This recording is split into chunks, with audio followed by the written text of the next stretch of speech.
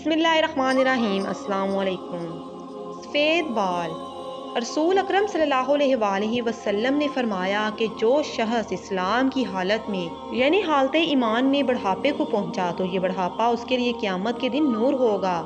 ایک شخص نے عرض کی کہ چند لوگ ان سفید بالوں کو اکھاڑ دیتے ہیں، تو آپ صلی اللہ علیہ وآلہ وسلم نے ارشاد فرمایا کہ جس کا دل چاہتا ہے تو اپنے نور کو اکھاڑ دے۔